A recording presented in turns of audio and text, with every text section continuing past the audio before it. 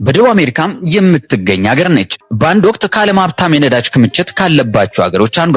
ነገር ግን ዛሬ በሚሊዮኖች የሚቆጠሩ ዜጎች ሀገራቸውን ለቀው ለመሰደድ ተገደዋል። ይህች ሀገር በተፈጥሮ ውበት፣ በነዳጅ ሀብትና በታሪካዊ ጀግኖቿ የምትወደስ ናት። ነገር ግን ይህ ሁሉ ሀብት ስም እንዴት ወደ ኢኮኖሚያዊ ውድቀት ተቀየረ?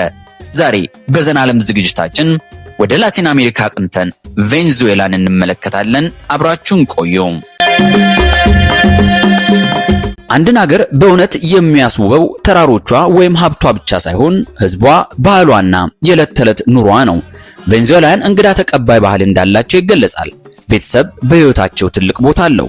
በሳምንቱ መጨረሻ ቤተሰቦች በአንድነት ተሰብስበው ምግብ ይመገባሉ፣ ሙዚቃ ያዳምጣሉ፣ በጋራ ያሳልፋሉ፣ ይጫወታሉ። አሪፓ በሀገሪቱ ተወዳጅና ታዋቂ ምግብ ሲሆን ይህም ከበቆሎ ዱቄት የሚዘጋጅ ክብ ዳቦ ነው። በውስጡም አይብ፣ ዶሮ፣ ስጋ፣ አቮካዶ ወይም ባቄላ ይጨመርበታል። ለብዙ ቬንዙዌላውያንም እንደ ኢትዮጵያ ሽሮ የዕለት ምግባቸው ነው። ፓቢዮን ክሪዮሎ ደግሞ እንደ ኢትዮጵያዊ ዶሮ ወጥ የሀገሪቱ ብሔራዊ ምግብ ተብሎ ይታወቃል። ሩዝ፣ የተቆራረጠ የበሬ ስጋ፣ ጥቁር ባቄላና የተጠበሰ ሙዝ ያካትታል። ሌላው የቬንዙዌላውያን ፍቅር ሙዚቃ ነው። ሙዚቃ በዚች ሀገር በጣም ይወደዳል። በበዓላት ጭምር ዳንስና ዘፈን የማይቀር ነው። የባህል ሙዚቃቸው ጆሮፓ በጣም ዝነኛ ሲሆን በፍጥነት በሚመታ ሪትም የሚደነስ የሙዚቃ ስልት ነው።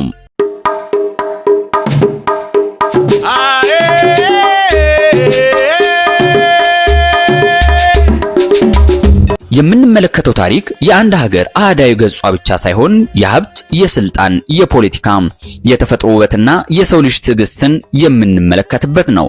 ታዲያ ይህን ጉዞ ከመጀመራችን በፊት ቻናሉን ሰብስክራይብ ማድረግና ይህንን ቪዲዮ ለወዳጆቻችሁ ማጋራት አትርሱ። እስቲ ጉዟችንን እንጀምርም።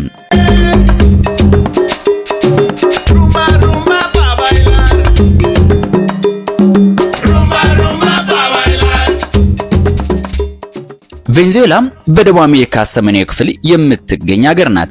በሰሜን የካሪቢያን ባህር፣ በምዕራብ ኮሎምቢያ፣ በደቡብ ብራዚል፣ በምስራቅ ደግሞ ጉያና የተሰኙ ሀገሮች ያዋስኗታል። በካርታ ላይ ስትዋያት ከሌሎች ሀገሮች በተለየ መልኩ የካሪቢያን ባህርን በረጅም የባህር ዳርቻ ታዋስናለች። ይህም ለንግድ፣ ለአሳ ሀብትና ለቱሪዝም ትልቅ ዕድል ሰጥቷታል። ከፍ ያሉ ተራሮች፣ ሰፊ ሜዳዎች፣ የአማዞን ደኖች፣ ነጭ አሸዋ ያላቸው የባህር ዳርቻዎች፣ የዓለም ረጅሙ ፏፏቴ እንዲሁም በሚሊዮኖች በሚቆጠሩ በርሜል የሚለካ የነዳጅ ሀብት በአንድ ሀገር ውስጥ ተሰብስቦ ይገኛል። ይህን ስታዩ አንድ ጥያቄ ማንሳታችሁ አይቀርም። ይህን ያህል ሀብት ያላት ሀገር እንዴት ወደ ከባድ ችግር ገባች? ይህንን ጥያቄ ለመመለስ ከዛሬ ብዙ መቶ ዓመታት ወደ ኋላ መጓዝ አለብን። ታሪክን የኋሊት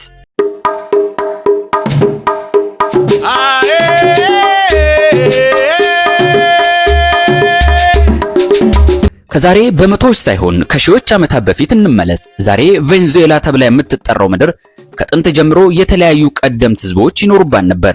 እነዚህ ሰዎች የአውሮፓውያን መርከቦች ሳይመጡ በፊት ለብዙ ሺህ ዓመታት በዚህ አካባቢ ኖረዋል።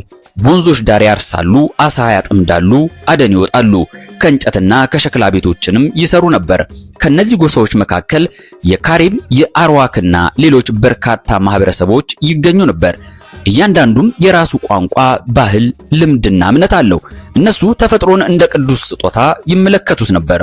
ወንዞች፣ ደኖችና ተራሮች መንፈሳዊ ኃይል አላቸው ብለው ያምናሉ።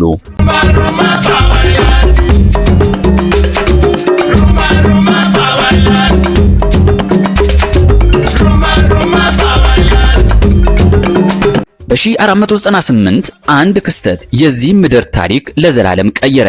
የጣሊያን ተወላጅ የሆነው አሳሽ ክሪስቶፈር ኮሎምበስ በሶስተኛው ጉዞ ወቅት ወደዚህ የባህር ዳርቻ ደረሰ። ከሱ በኋላም ሌሎች የስፔን አሳሾች ወደዚህ ስፍራ መጡ። ከአንድ ዓመት በኋላ በ1499 ጣሊያናዊ አሳሽ አሜሪጎ ቬስፑቺ በሀገሪቱ ሰሜናዊ የባህር ዳርቻ ላይ ባለው ሐይቅ ዙሪያ በኋላ የተሰሩ ቤቶችን ተመለከተ። እነዚህ ቤቶች በእንጨት ምሰሶች ላይ ተሰርተው በኋላ የቆሙ ነበሩ። ይህን ሲመለከት የሀገሩ ጣሊያን አንድ ከተማ ትዝ አለችው። አዎ ቬነስ ትሰኛለች። በዚህም ምክንያት ይህንን አካባቢ ትንሿ ቬነስ ብሎ ጠራው። በስፓኒሽ ቋንቋም ቬንዙዌላ የሚል ትርጉም ይሰጣል። ታዲያ የዛሬዋ ቬንዙዌላ ስሟን በዚህ አሳሽ አማካኝነት ልታገኝ ቻለች።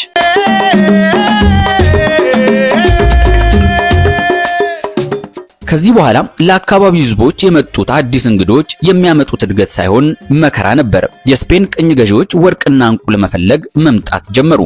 አካባቢውንም በኃይል ተቆጣጠሩት። ብዙ የአካባቢው ህዝቦች በጦርነት በበሽታና በከባድ የግዳጅ ሥራ ህይወታቸውን አጡ። በዚህ መንገድ የቬንዙዌላ ታሪክ ወደ አዲስ የመከራ ምዕራፍ ገባ።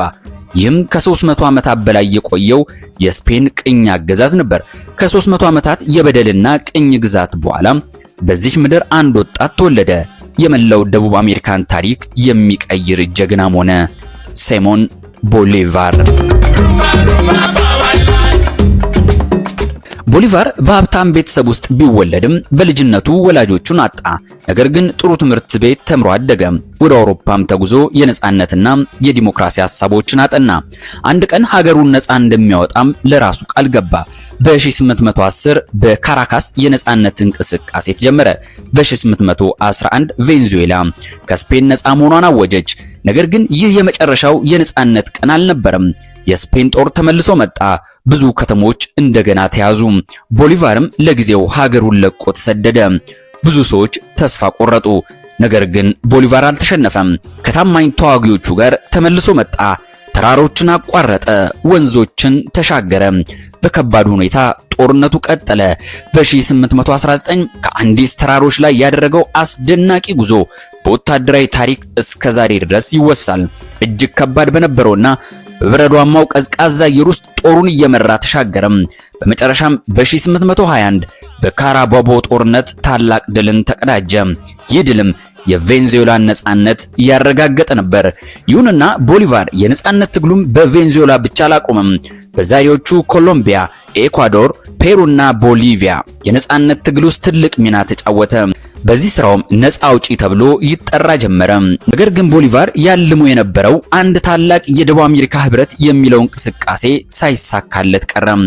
የፖለቲካ ልዩነቶችና የውስጥ ግጭቶች ህልሙን አጨናገፉበት። በ1830 ቦሊቫር በ47 ዓመቱ እችን ዓለም በሞት ተሰናበተ።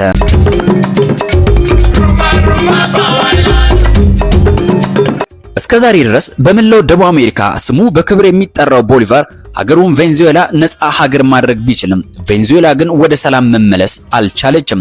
ለብዙ ዓመታት የፖለቲካ ችግርና የስልጣን ፉክክር በአገሪቱ ቀጠለ። ነገር ግን በ20ኛው ክፍለ ዘመን መጀመሪያ ላይ አንድ ክስተት የሀገሪቱን እጣ ፋንታ ሙሉ በሙሉ ሊቀይር ከጫፍ ደርሶ ነበር። በ1821 ከነጻነቷ በኋላ ቬንዙዌላ ለብዙ ዓመታት በጦርነት በፖለቲካ ግጭቶችና በኢኮኖሚ ችግር ተንገላታች። አብዛኛው ህዝብ በግብርና ይተዳደር ነበር። ቡና፣ ኮኮዋና ከብት የሀገሪቱ ዋና የገቢ ምንጮች ነበሩ። ነገር ግን 20ኛው ክፍለ ዘመን ሲጀመር አንድ ግኝት የሀገሪቱን ታሪክ ለዘላለም ቀየረ። ይህ ግኝት ነዳጅ ነበር።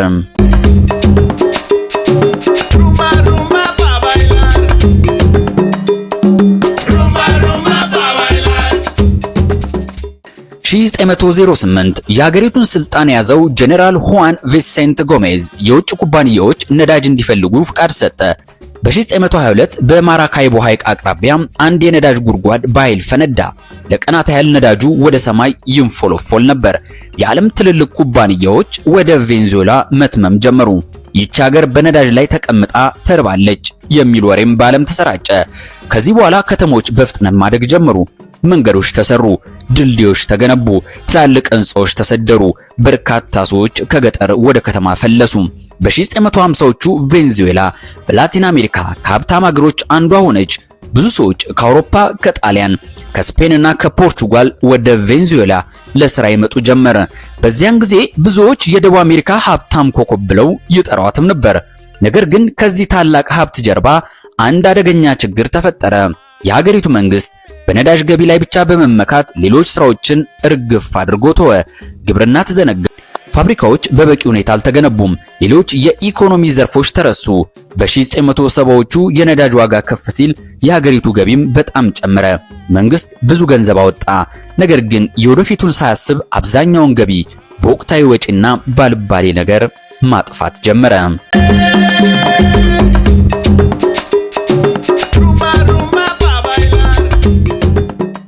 በ1980ዎቹ የዓለም የነዳጅ ዋጋ በከፍተኛ ሁኔታ ወረደ።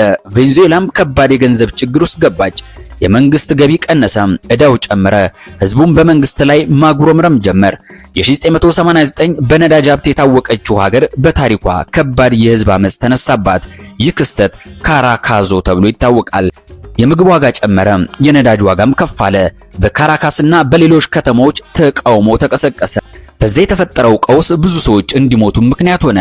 ይህ ክስተት የቬንዙዌላን ፖለቲካ ለዘላለም ቀየረም።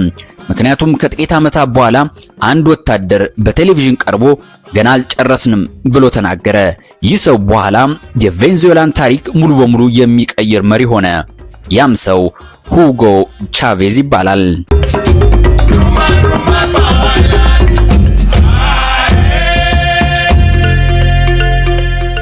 ቻቬዝ በ1954 በአንድ መደበኛ ቤተሰብ ውስጥ ተወለደ። በልጅነቱ ቤዝቦል መጫወት ይወድ ነበር። በኋላ ግን ወደ ጦር አካዳሚ ገባ። በጦር ኃይል ውስጥ እያለ የሲሞን ቦሊቫርን ታሪክ በጥልቀት አነበበ። ሀገሪቱ የነዳጅ ሀብት እያላት ለምን ብዙ ሰዎች በድህነት ይኖራሉ የሚለው ጥያቄ ሁልጊዜ አስጨንቀው ነበር። በ1992 ቻቬዝ እና ወታደሮቹ መንግስቱን በኃይል ለመጣል ሞከሩ። ሙከራው ግን አልተሳካም። ቻቬዝ ተያዘ፣ ታሰረም። ነገር ግን ከመታሰሩ በፊት በቴሌቪዥን ለጥቂት ሰከንዶች ተናገረ። ፖር አሆራ አለ። ትርጉሙም ለአሁኑ ብቻ ነው ማለት ሲሆን ይህ ንግግርም በብዙ የቬንዙዌላ ዜጎች ልብ ውስጥ ተቀረጸ። ብዙዎችም ይህ ሰው አንድ ቀን ይመለሳል ማለት ጀመሩ። የህዝቡ ድምጽ የሰመረለት የመሰለው ቻቬዝ በ1994 ከእስር ተለቀቀ። ከዚያ በኋላ በሰላማዊ የምርጫ መንገድ ወደ ፖለቲካ ገባ። በ1998 በፕሬዝዳንትነት ምርጫውን አሸነፈ። ብዙ ድሆች በእሱ ላይ ትልቅ ተስፋ አደረጉ። ቻቬዝ የራሱ እቅድ የቦሊቪሪያን አብዮት ብሎ ጠራው። አዲስ ህገ መንግስት አዘጋጀ። የሀገሪቱ ይፋዊ ስምም የቦሊቫሪያን ሪፐብሊክ ኦፍ ቬንዙዌላ ተብሎ ተቀየረ። ነፃ የጤና አገልግሎት አስፋፋ። ነፃ የትምህርት ፕሮግራሞችን ጀመረ። ለድሆች ቤት ተገነቡ። የምግብ ድጎማ ፕሮግራሞች ተጀመሩ። ብዙ ድሆች ህይወታቸው መሻሻሉን ተናገሩ። ነገር ግን ሁሉም በሱ አልተስማሙም። ተቃዋሚዎቹ እንዲሉ ነበር፣ ስልጣን በአንድ ሰው እየተሰበሰበ ነው። የመንግስት ተቋማት እየተዳከሙ ነው። ኢኮኖሚው ከመጠን በላይ በነዳጅ ላይ ተመርኩዟል። በዚህም የተቃዋሚዎቹ ትችት የተነሳ በ2002 የመፈንቅለ መንግስት ሙከራ ተደረገበት።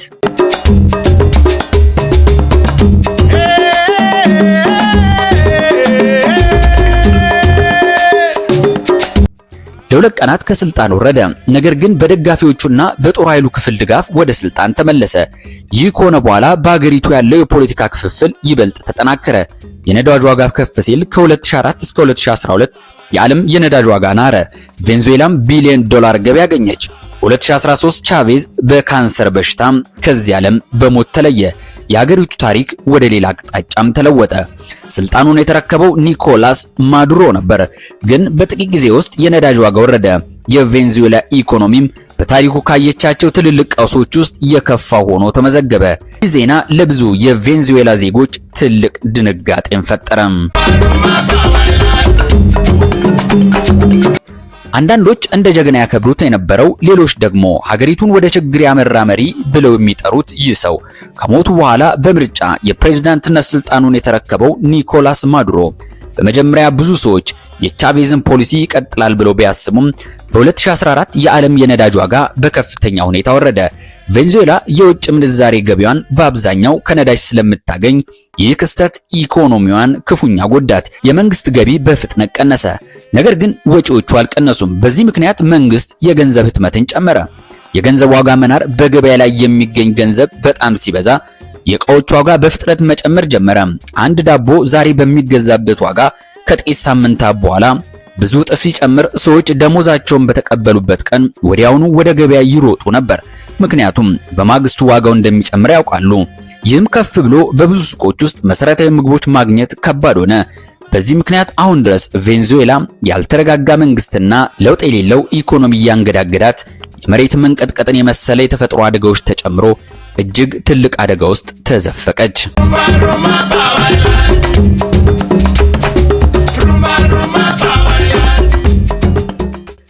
ቬንዙዌላ በዓለም ላይ ካሉ እጅግ ውብ የተፈጥሮ መስህቦች መካከል የአብዛኞቹ መገኛ ናት። የዓለም ረጅሙ ፏፏቴ፣ አስደናቂ ጠፍጣፋ ተራሮች፣ የካሪቢያን ደሴቶችና ልዩ ልዩ የዱር እንስሳት በዚህ አካባቢ ይገኛሉ።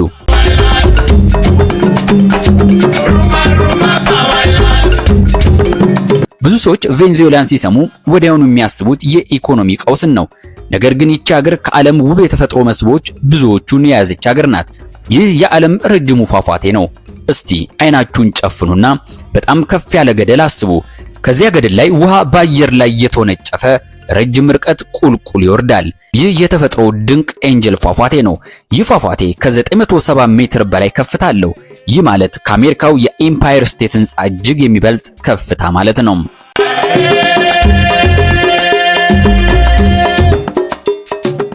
ውሃው ከላይ ጫፍ ወደ ታች ሲወርቅ ከፊሉ መሬት ላይ ከመድረሱ በፊት ወደ ጭጋግ ይቀየራል።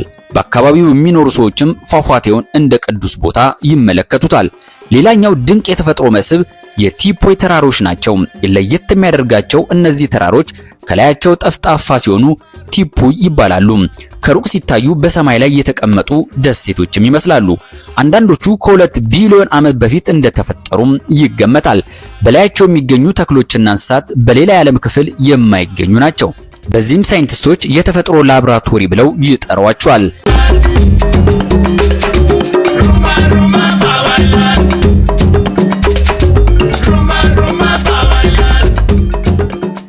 የቬንዙዌላ ደቡባዊ ክፍል የአማዞን ደን አካል ነው።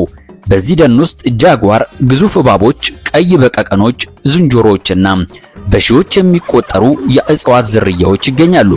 አንዳንድ የአካባቢው ጎሳዎች እስከ ዛሬ ድረስ ባህላዊ አኗኗራቸውን ጠብቀው በዚህ ስፍራ ይኖራሉ።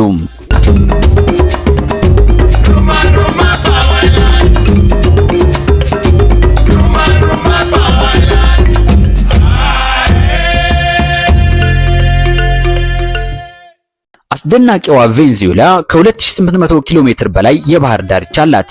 ነጭ አሸዋ፣ ጥርት ያለ ሰማያዊ ውሃ፣ በርካታ ደሴቶች ይገኛሉ። አንዳንድ ቦታዎች ውሃው በጣም ጥርት ያለ ስለሆነ አሳዎች በግልጽ ይታያሉ። ይሄ ደግሞ የኦሪኒኮ ወንዝ ነው። ከደቡብ አሜሪካ ትልልቅ ወንዞች አንዱ ሲሆን ለብዙ ሺህ ዓመታት የአካባቢው ሕዝቦች የመጓጓዣ መንገዳቸው ነበርም። ዛሬም ለአሳ ማጥመድ፣ ለንግድና ለቱሪዝም ትልቅ ጠቀሜታ አለው። እንግዲህ እንዲህ ያለ ውብ ተፈጥሮ፣ እጅግ ብዙ የነዳጅ ክምችት፣ ወርቅ፣ አልማዝና ሌሎች ማዕድናት ያላት ሀገር ለምን ዛሬም ከባድ ችግሮችን ትጋፈጣለች? መልሱ ቀላል አይደለም። በታሪኳ ውስጥ የፖለቲካ ውሳኔዎች፣ በነዳጅ ላይ ከመጠን በላይ መመካት፣ የኢኮኖሚ ችግሮች፣ የዓለም የነዳጅ ዋጋ መለዋወጥና የውጭ ግፊቶች ሁሉም የየራሳቸው ሚና ተጫውተዋል። ነገር ግን አንድ ነገር ግልጽ ነው። ቬንዙዌላ በችግሮቿ ብቻ የምትገለጽ ሀገር አይደለችም። እሷ የነጻነት ጀግኖችን የወለደች፣ የዓለም ረጅሙ ፏፏቴ የያዘች፣ በተፈጥሮ እጅግ የታደለችና ህዝቧም ብዙ ፈተናዎችን በጽናት የተቋቋመ ሀገር ናት።